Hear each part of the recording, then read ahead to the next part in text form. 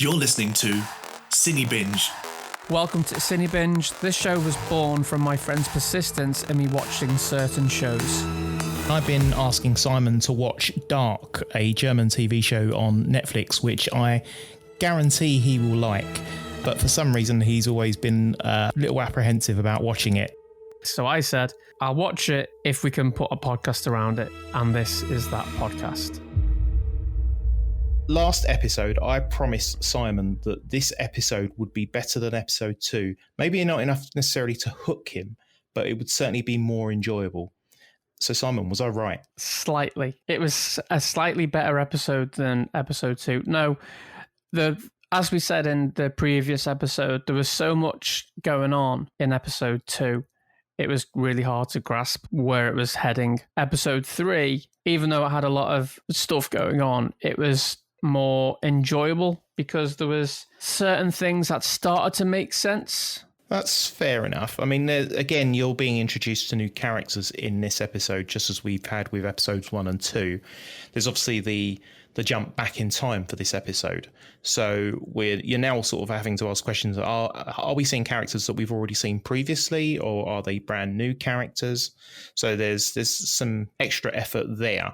But I think the reason I suggested you might find this episode more enjoyable is just the nostalgia aspect of it. The obviously being set in 1986, the music, the soundtrack, the scenery, and so on. I thought that might pique your interest a little bit, as well as obviously the mysteries that keep on coming. I do like that aesthetic. You can definitely see why people compare this show to Stranger Things. The more I watch it, the more I'm getting that Stranger Things vibe. But it feels like it's more of a sort of an intelligent version of Stranger Things, like how when the Goonies came out, you know, a film that followed it was Stand By Me. And they were both films about children on an adventure, but one was like a lot more serious in tone, and the other was like, no, the Goonies. That's how I kind of feel about this. The comparisons to Stranger Things were made quite frequently. I'm still maintain that as things progress, I think you'll probably find it's more like Lost than Stranger Things. But I seem to be in a minority of one in that thinking currently. But hopefully you'll join me at some point in that thinking. So should we actually talk about what happened in this episode? Let's get into it. This episode was called Past and Present. To be fair, I don't think there was much that we saw of the present, if I'm remembering correctly. It was largely, if not all totally, limited to the past, except for montage sequences where it would briefly show characters from the present. But the plot was largely, if not solely, 1986. It starts with Mikkel entering the home of Ulrich Nielsen and discovering Jana Nielsen on the sofa, calls out Mum, and she automatically assumes that it's Mads returning, starts to freak out a little bit and says, where is he? Where's Mikkel? Where's Mads? Is he coming back? And that's obviously freaking out Mikkel because he just hasn't got a clue at this point. Where do we go from there? There was a few things that I noticed, and I'm not sure if it was, that'll have been Mikkel's grandmother in the house. Yes. Okay. She seemed to recognise Mikkel.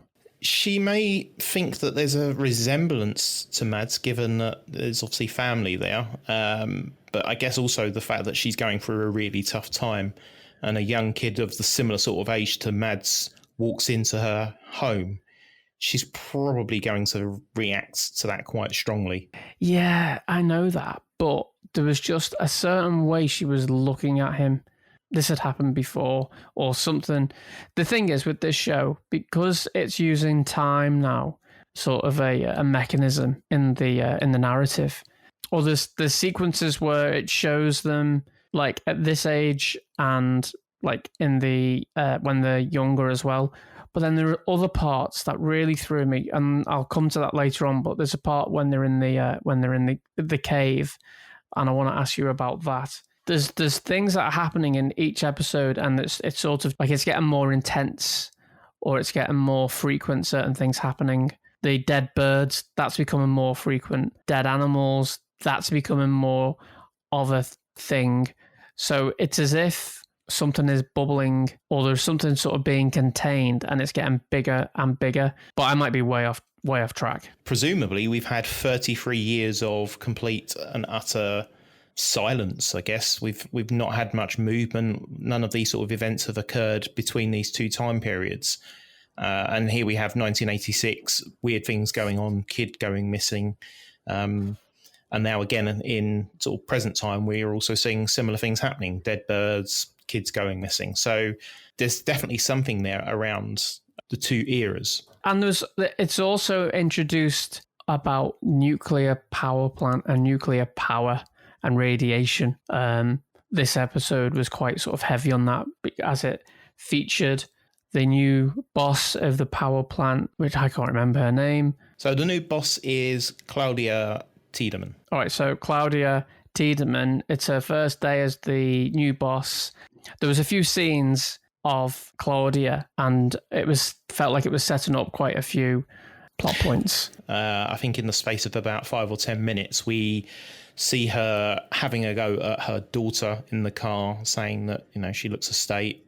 I thought it was a bit harsh. Then she's meeting a security guard outside outside the power station, who gives her a present. Then she's inside the power plant. Obviously, she's taking on this responsibility. Looks like she's taking over from Bernd Doppler, the current man behind the desk. So she's about to take over his job there. And has already discovered some sort of big secret that seems quite damaging to the power plant's reputation. So there's a lot there already. And then on top of that, when she leaves the office, she bumps into somebody she seems to know, a journalist, but there's obviously clearly something more going on between them. We know who he is and that he is married, so clearly there's an affair going on there of some sort. Yeah, so she's definitely seems to be quite central to what's going on in 1986 at this point. Yeah, and also that security guy who gave her the book, I think he was painting over some graffiti that said on the floor, no future. Yes. Who wrote that? That's what I'd like to know. Is like, who wrote that on the floor? Is that someone who's already traveled back in time? Who knows what's going on? Yeah. Or could it just be someone who's a disgruntled employer who's like, I don't want to be working for her. There's no future at this place. Mm-hmm. There is that as well, yeah. I mean, I don't know the history of nuclear power in Germany in the 80s. It may well be that this was part of some environmental group, for example. That I know there's quite a big green presence in Germany, so perhaps there's something linked to that. I don't know the history there, but it's also worth pointing out that No Future is also written, I think, a poster on the bedroom wall of Ulrich. And my initial thoughts were always that maybe he had done it. But to be honest, I don't think he's the sort of person that would write that on. Would he care that much about nuclear power in the 80s, No. being a teenager? I think maybe he probably, it's probably just a coincidence, but I'm sure the chief of police at that point would likely have blamed him for it, because he seems to blame Ulrich Nielsen for everything. Yeah, he doesn't seem that interested in anything, the Ulrich guy. He's like a moody teenager. Speaking of the police officer or the detective or police sergeant, there's a scene where Mikkel is... So I'm just trying to think, where does it get to the point where Mikkel is with the policeman? Like, how does he come into the policeman's custody? I can't quite remember. Mikkel, I think, just turns up at the police station and is trying to find his family, I think, at that point. Yeah. I might be getting my wires crossed here, but one thing I remember, there was a Rubik's Cube on the desk, and it was an unfinished Rubik's Cube. And the way the scene was lit, it stood out to me, and I thought, I wonder if that's got anything to do with this, or is this just to say this is 1986 when Rubik's Cubes were the same as like a Nintendo Switch? They were the thing to have. Yeah, there's possibly an element of that, although this is the chief of police with a Rubik's Cube on his desk, so it's I can't remember my 80s history. I had a Rubik's Cube back then, but I wouldn't remember the how popular they were.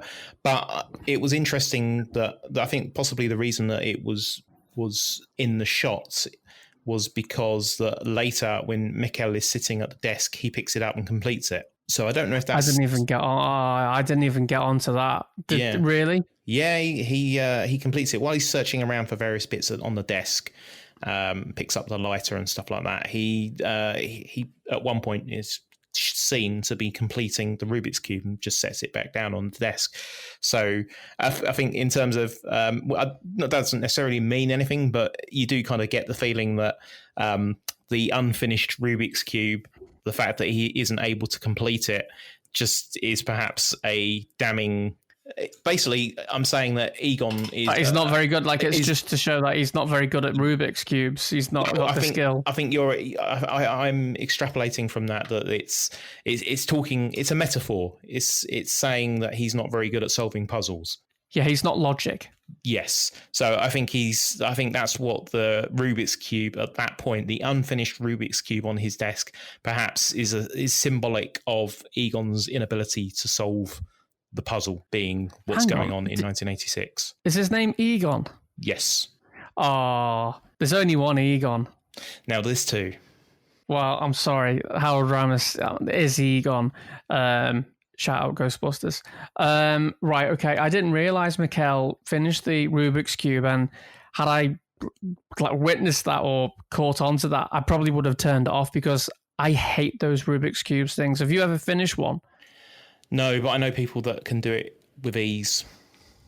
That is rubbish. What they do is they buy it complete and then they film themselves doing it really fast and then they just play it backwards. It's a whole con. I would dispute that because I've seen a person do it.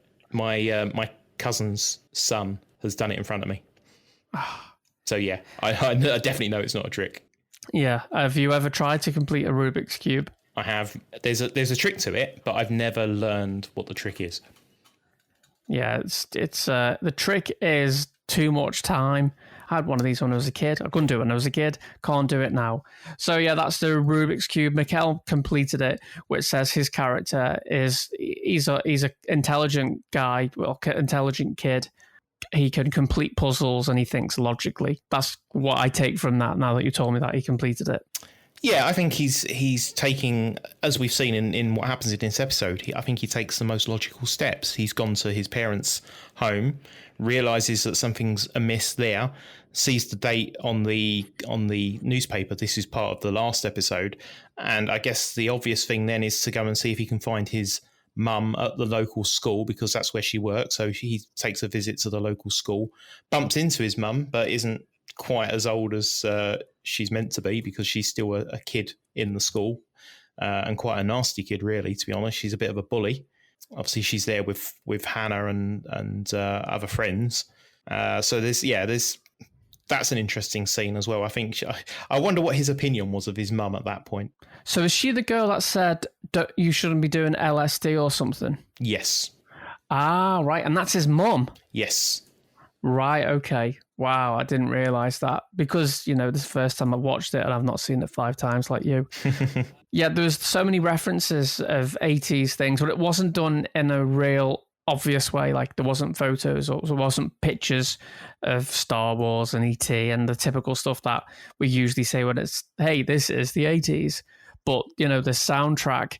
the sequence when it's at the school and it's playing Shout by Tears for Fears, and it just reminded me of that sequence in Donnie Darko when it's at the school and they're playing the music Head Over Heels.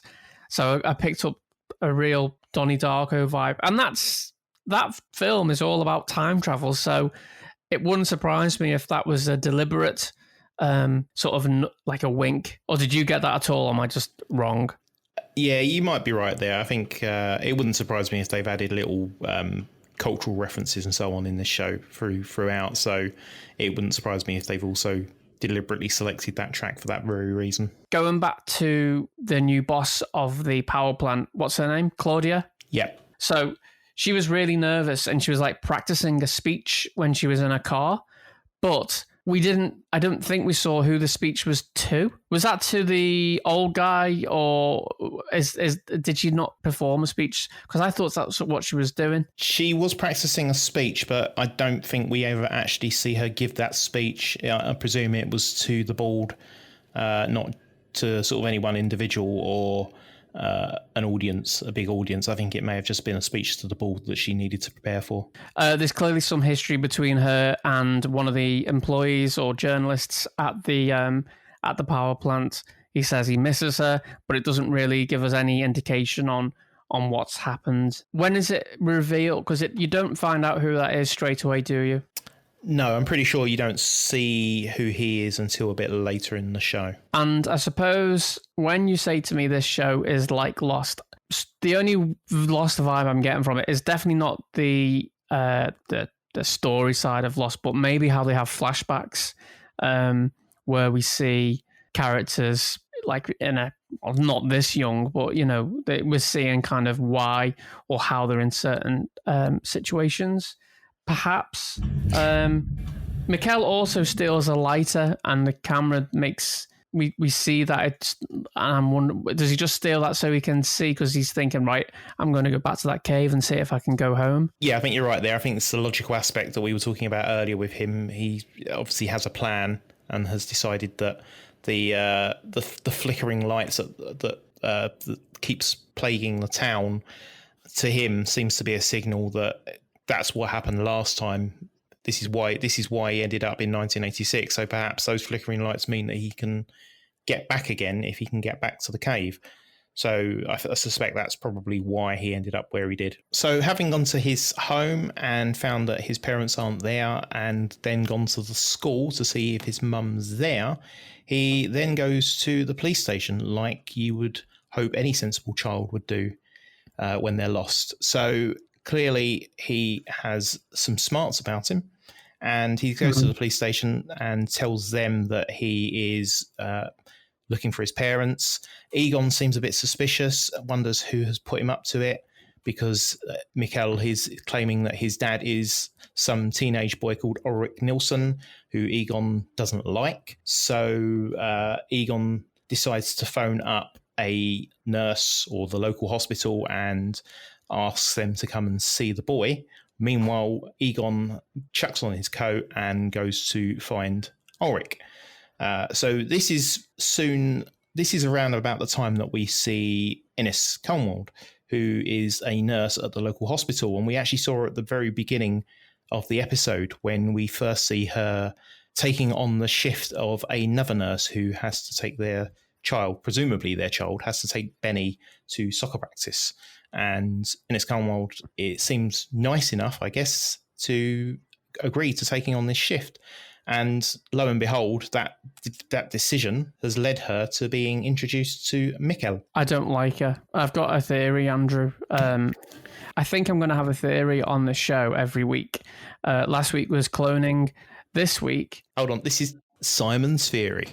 We need like an actual thing, like an actual theme tune for this segment. Simon's theory. No, we do. I reckon, right, if anyone listening to this who's a musician or can do any type of sound stuff, do us a little jingle, and if it's good enough, it'll end up in the show. How about that? Simon's theory. Okay, so last week I thought cloning is going on in this, and that was the end of my theory. I think, so I thought cloning was going on with the bodies and stuff. On this episode, when that nurse was introduced, I didn't like her. She had a Damien Thorne vibe, which, if anyone doesn't know who Damien Thorne is, he's the Antichrist in the movie The Omen, and in the Omen movies, he has like an army of followers and these like Satanists, and she looked like one. And then in the episode as well, Satanism was mentioned, and I thought, right, okay, I think this could be like, because it's called Dark, it's a cave that goes, into the ground, which, we all know hell isn't up there, it's supposed to be down there. So my theory is some sort of Satanism is going on, and hell is involved in this show. That's Simon's theory. Wow, that is a good theory. They basically, Wyndon is the location of Hell's Mouth. Hell's Gate. Hell's Gate.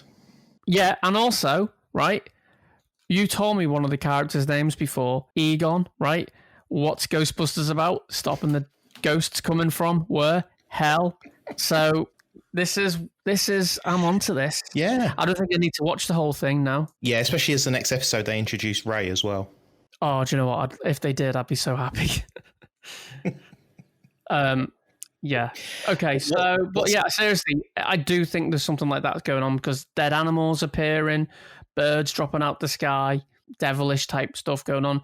The autopsy doctor, he looked like a devil type follower. I love the conversation that they had, how they went from talking about the state of the sheep, you know, the ears have been badly damaged, that they've all had heart attacks and so on. Egon immediately is obviously angling there, trying to find out if it could be caused by one man or one teenage boy that has an attitude problem. But the conversation goes from, you know, state of these ears to, you coming for dinner? Was it Swedish meatballs, Scandinavian meatballs? I can't remember the type of food that he's offering, but there's some sorts of meatballs involved. Spicy as hell, but also tasty as hell is the line that he says. Very quick to change from what's quite a weird and serious issue to, you coming for dinner. And also, just thinking then what you just said reaffirms my Satanist angle. Spicy as hell. Ah, yes, definitely. You're definitely seeing all the signs. I didn't spot that one. That was a good one. The thing with the sheep, and they said these things in the ears, which we still don't know what they're called, so we agreed we're just going to call them things. They are not in the correct place, which is exactly how it was with the humans as well. Yeah, I think it was actually more damage with the sheep. I think the eardrums were completely blown, as opposed to just the midi-chlorians being moved around. So yeah, as you say, there's obviously the sheep have died in this episode. We've also seen a number of dead birds dropping from the sky, including on Egon as well, when he's investigating the field, and suddenly they all start dropping from the sky, and he has to retreat to his car as they thump on the top of his car. Again, these are the sort of things that you get from most of these kind of shows, aren't they? The dead birds seems to be quite commonplace in most of these kind of horror type shows and films. Well, in The Omen they were. Well, no, they weren't in The Omen. They weren't dead. They were just, when there'd be like a black bird, that's when you knew shit was going to go down. That scary music. And Andrew, if this is anything like Satanist stuff, then The Omen, for me, is one of the scariest films of all time. If you think I'm going to watch 3 seasons of Satanist shit, I'm out. Dragon's Den, that's it. I'm out. I don't think it is going to be that. But I thought, oh no, please don't be like this. Well, I think this episode continues to keep those mysteries alive around what's ultimately causing all of this. I think that's we're still at that stage where we're not getting many answers. We're just getting questions. We're still being introduced to characters like Egon and so on. So we don't quite have anything really dropping into place just yet. But that will come in time. Yeah, I get that. And that's why this is difficult for me to do because, obviously we're doing a podcast and we're doing like my thoughts and a sort of a review of the episode without spoiling anything in the future. I imagine once I get to know the characters and once I get to know what is going on in certain aspects of it, then it will be a lot easier to theorize and talk about, because at the moment there's so much going on, and it leaves you confused. Yeah, there's actually a really good website that I discovered fairly recently where you can select the series and episode that you are up to, and it basically just shows you the characters that you should be aware of at this stage in the show. It's actually quite a nice way of kind of, if you're ever stuck, obviously you've got the advantage of talking to me, so you can, if you kind of mention a character, who's the guy that we see giving a book to Claudia, I can go, oh, that's Helga. You know, Helga's the guy that you see in the early episode where he's the old guy in the care home. He escapes the care home and he starts going, you know, it's happening again. It's happening again. So I can kind of link those characters up.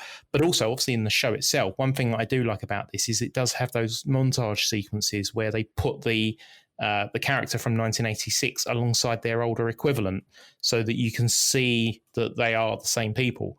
And I think that helps to understand the characters. Well, I've got a question about that.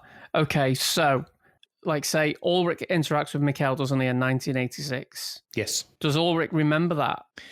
I'm not going to answer that because that's an interesting one. We're getting, I was wondering when you were going to mention that, because really, ultimately, what we're seeing here is the potential for the effects of time travel. You know, one of the very many different ways that time travel has ever been depicted in TV, film and fiction and so on is what is the result of that time travel, that interaction? Does that change the future in some way? Are we going to end up with a 2020 world where there is a madman in charge of one of the world's biggest superpowers? You know, it's that kind of thing, isn't it? Are we heading down a Back to the Future 2 scenario here, where one of the, you know, Mikkel has interacted with one of his own family members and has now changed the course of the future? Whenever you think of time travel in movies or TV, those rules that Bob Gale set out in Back to the Future, they're just the rules of time travel. No other time travel to me exists. You know, that's it. Yeah. If you change what happened in the past, then it affects the present, unless there's an alternate timeline. There was a few other things in this episode that I'd like to mention. I think I mentioned earlier, it seemed to focus a lot more on the nuclear power side of things. And then it also mentioned Chernobyl. Yes. Or Chernobyl, depending where you're from. Is it Chernobyl? Chernobyl? One of them. How do you say it? I say it both ways just to make sure I've got one of the correct pronunciations in there. Well, all right, when I do the edit. I do the same with the character names, to be honest. I pronounce them in different ways because I'm not entirely sure of the correct pronunciation. So, well, that's why it's throwing me. Because you're saying, oh, yeah, because Mikkel and then Makal. I'm like, who? Yeah, a very good example of this is Regina Tiedemann, which I think is the German pronunciation. And then you have Regina Tiedemann. Hang on. In the American dubbed version, I believe it's Regina Tiedemann, which throws me completely. I hate the fact that they changed the surname pronunciation from Tiedemann to Tiedemann. That was the first question you should have asked me, how I watched it as well. Well, I've assumed that you've watched it with the American audio again. No, in fairness, I watched it with the dubbed because it just makes it much more enjoyable experience. And maybe once I've got through it all, I might go back and watch it with the subtitles.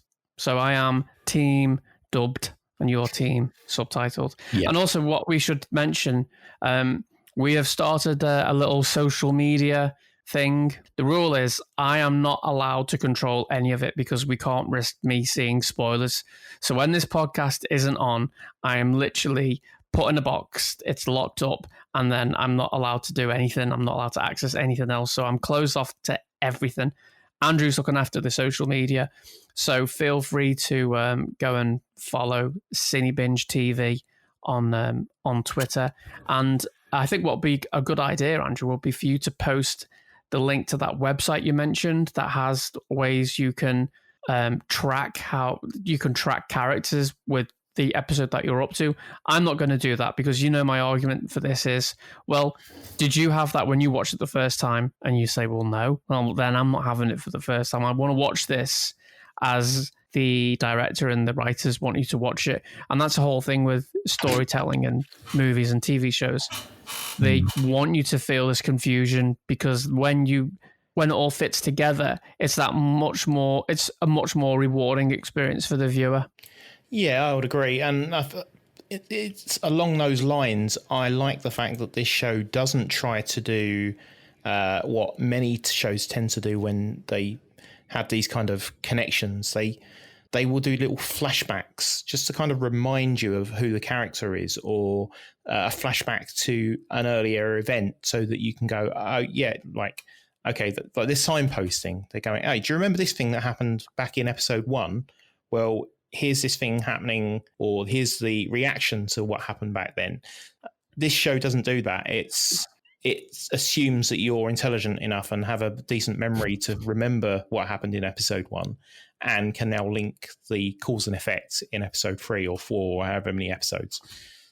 So I appreciate that. I much prefer that rather than shows that signpost everything and keep reminding you and going, oh, remember this thing over here? This is important. Remember it. I mean, you even see it on TV dramas on BBC or ITV, where they do miniseries over so many nights, and something will happen in a Wednesday episode, and just as they show the thing on the screen, it will flash back to the thing that happened in the Monday episode, just to kind of remind you that this is linked to the same part of the story, rather than just assuming that you can put 2 and 2 together.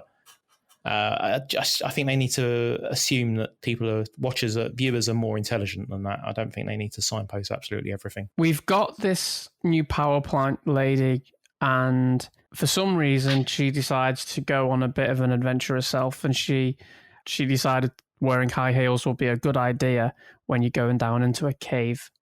Yeah, to be honest, I'm not sure she actually knew where she was going. She was led to the location by the man in the wheelchair, the current nuclear power station boss. Clearly, she suspects something's up, wants to know more.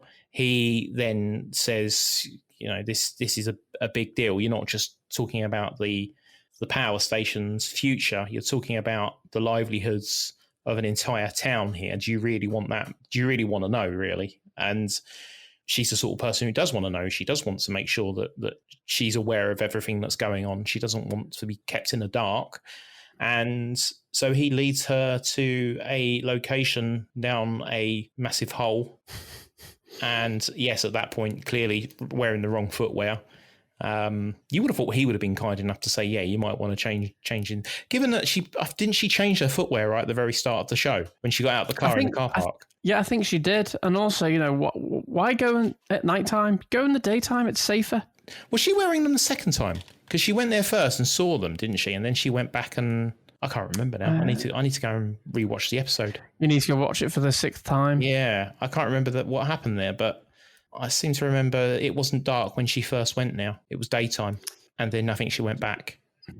Maybe I'm thinking it was nighttime because it was a cave and it was dark when she went in. I know. She definitely went back at nighttime because the journalist was waiting for her and she didn't turn up because she was preoccupied with this other stuff that's going on with the nuclear containers. So yes, clearly this is something that's going on. She's discovered the secret of the power plant. You do kind of wonder if this is the reason why Alexander Tiedemann in present day is also a bit nervous about police snooping around, because he doesn't want people to find these containers. Presumably they're still there. That may suggest the reason for why he was being a bit suspicious in the last episode. Yeah, and just going back to the nurse, Mikhail says to the nurse, "I'm from the future," and it doesn't faze her one bit. I think you may not have spotted why she didn't look that concerned. You're not going to tell me though, are you? No, I'll tell you. Right, so just before she walked out of the room, she threw a magazine on the bed for him to read. And the magazine was called Captain Future. Right. So when he then says, "I come from the future," she, as a medical professional, goes, okay, he's obviously just making this up because he doesn't want to tell me the real truth, and is now looking at this magazine that says Captain Future and is now telling me this story because that's what he's seen. So I suspect the reason that she doesn't look like particularly fazed by this is just because she immediately assumes that he's just making things up, he's traumatized, and I think she's showing more concern for just his general well-being and the fact that he seems to be alone without any parents from a medical professional point of view, rather than the idea that no one in their right mind believes that time travel is possible. So she's not going to suddenly freak out and go, "Oh my God, you come from the future." But even still, she didn't react in a way that was like, "Oh, you're so funny," or like not you're so funny, but in a kind of role. If someone said that to you, even if you were the nurse, you'd sort of roll your eyes. You wouldn't be able to help it. But she didn't. She looked like, Because she's a professional. She doesn't roll her eyes. I've seen nurses roll their eyes. Wow, they're not very professional then. What else have we got? We've got the scene, speaking of Egon having made Egon is determined to get something on Ulrich Nielsen. He's convinced that he's the troublemaker in town. Convinced that he's the guy, he sent this boy to him to just mess with him. He's convinced that he is involved in the sheep dying. I think he's looking to peg something on him. And obviously goes to visit Ulrich, wanders in, sees him playing Commodore 64, which I might add is he's playing a particular model of the Commodore 64 that wasn't actually available commercially until the following year. And I was done with this episode when I realised that. I was disgusted. I'm particularly fond of that model because that's the model of the Commodore 64 that I had growing up, and I didn't get it till 1989, but it actually came out in 1987, which is the year after this episode is set. Playing Commando, but I digress. He should have been playing an Atari 2600 really in that era. But it does make me realise that his family must have had quite a bit of money to spend to have a Commodore 64 in that era. Must have been in that particular year. Must have been worth a fair bit, I would have thought. So Egon's there and talking to Ulrich, and clearly has it in for him, is quite upset by the lyrics of the song that he's listening to by a German band called Creator. The song's called Pleasure to Kill. And the lyric is, "My only aim is to take many lives. The more, the better I feel." And Egon is absolutely disgusted with the fact that he's listening to such songs. And you can see why. I mean, it's basically the usual thing, isn't it? You've got the older generation telling the younger generation that the music they're listening to is the devil's music. It's not good. It doesn't have any melody, that sort of stuff. The usual sort of thing that old people say about young people's music. But yeah, he's not happy. So Ulrich Nielsen doesn't like Egon either, to be honest. You can see that Ulrich thinks that he's a drunk, that he's not good at his job, thinks that he's not doing enough to find his brother. And it's quite interesting that perhaps that's the reason that Ulrich Nielsen decides to become a policeman in the future, because he obviously wants to do a better job than this guy did. And it's quite interesting that the earlier scene in this episode where Mikkel goes to the police station to find his father, and Egon's there, and he asks him why he's there, and Mikkel says, "I'm here to find my father, Ulrich Nielsen." And Egon says, "What, the Ulrich Nielsen? I'm pretty sure he'll never work here." And it's obviously some interesting foreshadowing there, because we know, having seen the sort of the present day, that he does in fact end up working in the police station. Does Mikkel think he's gone back in time, do you think, then? Or do you think is he phased, or... Because he doesn't seem that bothered that he must have seen, well, he did see the date on the newspaper, so he must kind of put two and two together, but yet he's still looking in the usual places to find his parents. I think maybe that it isn't just that he's not phased. I think he's just really confused by what's going on, and is, like any child would be doing, is trying to go to places that he knows, really, that's familiar to him. Well, where this episode got going for me, the music montages that you really like in these shows, and I really enjoyed the song in this one. I don't know who it was, but it was just a really good song. And there was a sequence where Ulrich, and he was in the cave, and Mikkel had run away, and he was in the cave, and Ulrich could hear him, and Mikkel could hear Ulrich. So, or could they? That I was like, what is going on here? Is that some sort of like a portal where when you're in it, you actually, like, you're in that portal is the same time, but outside of that, where Mikkel is 1986 and where Ulrich is 2019. It seems like they can hear each other there, and I couldn't work out if the reason they could hear each other was that they were somehow actually in the same time, whether Mikhail had somehow managed to get back to the present day, but was now in a different part of the cave system, or whether Ulrich had actually managed to get back into 1986 and again was still somewhere else in the cave system, or were they just in the same chamber within the cave?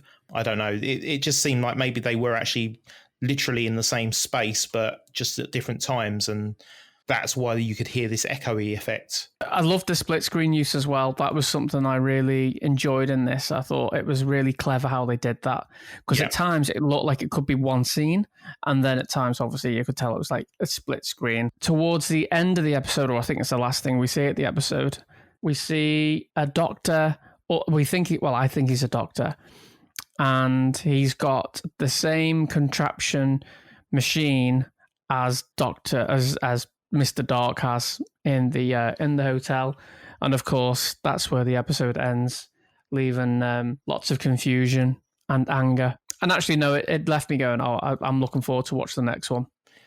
Yeah, and I kind of expected you to come away from this episode being a little bit more infused by what you'd just seen compared to the previous episode. But I'll admit, this still wasn't the episode that really had me hooked. That's still to come. This episode for me was the one that kind of made me kind of go, oh yeah, I'm enjoying this. You know, now I know that it's about time travel and so on. I'm getting into it. There was something else in the montage. The girl, there was a young girl, and I don't know which one it is, and I think she might have been self-harming, and that's why she was covered up.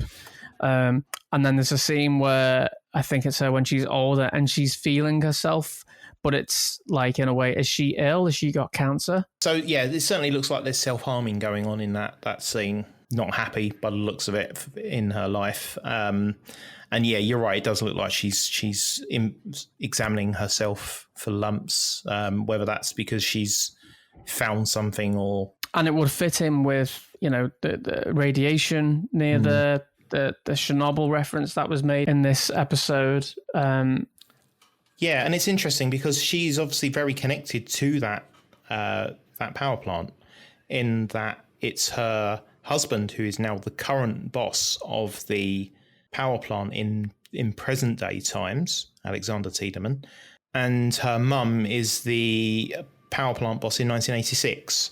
So her family is very heavily connected to the power plant and obviously the radiation that's underneath. I don't quite know how that would give her cancer, but that's clearly an interesting link there. So that's how the episode wrapped it up, and then it goes to the intense music for the end credits, which does get you thinking, I'm quite looking forward to watch the next one. Yeah, it's like with anything, once you get familiar with it, you start to enjoy it a bit more. There's not many times where you can hear a song for the first time and you love it straight away. You have to let it settle in. You have to get used to it.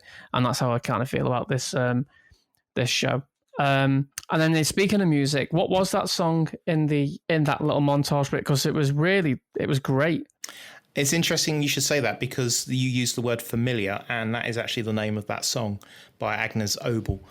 It's a really good song. That was basically, I think, the first song that I heard that made me go straight to Spotify to dig it out, because it is such a powerful song. So there we have it. Thanks for listening again to this week's episode of CineBinge. We would really appreciate it if you could leave us a little review on iTunes. It really does help the show. And make sure you go and tweet Andrew, which is, we haven't even told him the address for the Twitter. So the address for the Twitter is CineBinge TV. So go to CineBinge TV, leave us a tweet, make sure you follow us. Andrew, have you got anything else you want to say?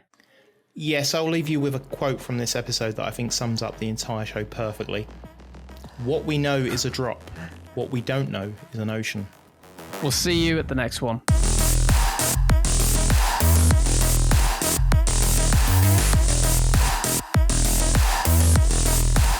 CineBinge.